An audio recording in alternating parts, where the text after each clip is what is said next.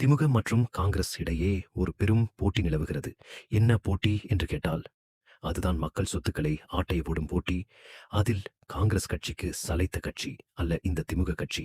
இருவருமே சேர்ந்துதான் மக்கள் சொத்துக்களை பறிமுதல் செய்கின்றன என்ற பெரும் குற்றச்சாட்டு புதுச்சேரி மாநிலத்தில் பல ஆண்டுகளாக இருந்து கொண்டிருக்கின்றது.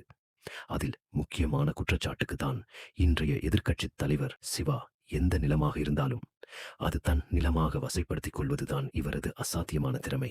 இப்படித்தான் சமீபத்தில் ஒரு 75 வயது முதியோர் அவர்களின் நிலத்தை பிடுங்கி அவர்களுக்கு கொலை மிரட்டல் விடுத்து அவர்களிடம் இருந்து அந்த நிலத்தை பிடுங்கியிருக்கிறார் எதிர்க்கட்சித் தலைவர் சிவா.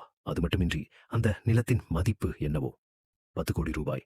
ஆனால் அதை அந்த முதியோர்களிடம் இருந்து திருட்டுத்தனமாக ஆட்டைய போட்டிருக்கிறார். காங்கிரஸ் கட்சி இதில் எப்படி சம்பந்தப்பட்டிருக்கிறது என்ற கேள்வி இப்போது அனைவர் மனதிலும் எழத் தொடங்கியிருக்கும். அதுதான் இப்போதைய முக்கியமான பதில். காங்கிரஸ் ஆட்சி காலத்தில் பிஐபிடிஐசி சேர்மேனாக இருந்த சிவாதான் அனைத்து போலி மருந்துகள் தயாரிக்கும் நிறுவனங்களுக்கும் லஞ்சம் பெற்று அனுமதி கொடுத்திருக்கிறார் என்பது பின்னாலே தெரிய வந்தது. அப்போதைய முதலமைச்சர் திரு நாராயணசாமி அவர்களுக்கும் எம்பி திரு வைத்திலிங்கம் அவர்களுக்கும் இணைந்து லஞ்சம் வாங்கிக் கொண்டு இந்த போலி மருந்து தயாரிக்கும் நிறுவனங்கள் அனைத்திற்கும் அனுமதி கொடுத்திருக்கிறார்கள் என்பது பின்னாளில் தெரிய வந்தது.